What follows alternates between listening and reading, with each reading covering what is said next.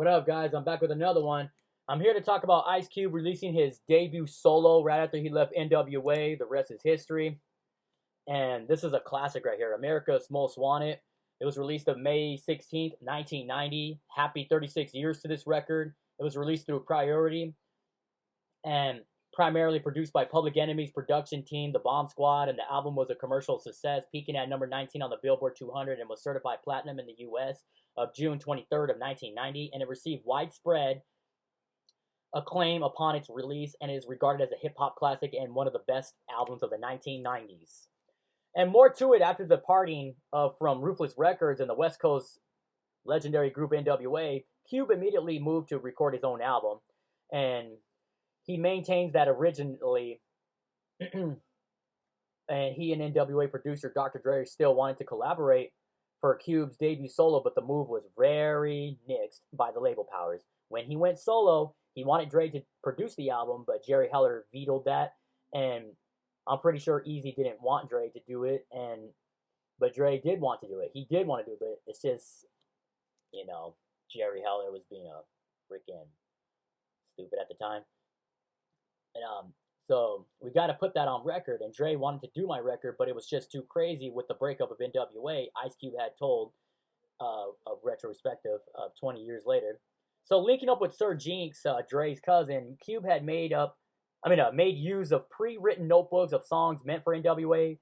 member Ruthless co-founder Eazy-E. After relocating to New York, they worked on the songs, which include Once Upon a Time in the Projects, Get Off My, and Tell Yo to Come Here, and Gangsta's Fairytale, among others. Ice Cube had recorded the song Jackin' for Beats, using beats allegedly planned for the use of the next N.W.A. album, though he would use this several months later on the Kill at Will EP, and more to history of this. So after contacting Public Enemy's production team, Bomb Squad, they completed the album, and the album received a fair share of production credit to various Bomb Squad members, with an appearance by Public Enemy frontman Chuck D, despite Jinx's claims that the only Bomb Squad member fully present was Eric Sadler. Hank Shockley spoke on the meeting and working with Cube in a Kool-Aid magazine interview. Cube contacted me wanting to know if we could do a few tracks for his solo album. After the whole N.W.A. thing came up to what it was, and I was like, I'll do it if I can do the whole album. And he said, that's what I was hoping you would say, And when we were in the studio, he showed up with the notebooks, and notebooks full of new rhymes and a bag full of rhyme books, Hank Shockley had told. So, yes, the content of this album, excuse me. Throughout the album, Cube had taken some controversial stands referring to certain types of African Americans as Oreo cookies and effeminate, implying that they appear to be, African American on the outside, but have internally negative white tendencies, which he called Arsenio Hall out, mentioned calling him a sellout. And then Cube also heavily criticized the R&B and radio station for watered down broadcasting, and the title song directly parodies the television show Amerikka's Most Wanted, and alleging bias and denouncing the Glee, the program displays and arresting African American men. In a later skit, The Drive-By returns to the same theme at the end, with newscaster Tom Brokaw reporting on rioting, stating that outside the South Central area, few cared about the violence because it didn't affect them. He also addressed the gender relations on It's a Man's World, a duet between Cube and Yo-Yo, and Cube and Yo-Yo verbally spar and trade sexist barbs back and forth and expose of sexism between men and women, amidst critics accusing Ice Cube of sexism. And Peter Wattrush of the New York Times wrote in a review of a live show at the New York's Apollo Theater, no one came out ahead. Any new sense of cultural violence or sexism promoted by the record has dissolved into a traditional battle of the sexes, no better or no worse. So the album charted without the support of a lead single or video, although the title track would later receive pressing and a rare video for Who's the Mack eventually surfaced. It was directed by Alex Winter. And the rest is history right here, y'all. And there was a remix on the album track, Endangered Species, Tales from the Darkside, was later released as a single of the EP Kill at Will.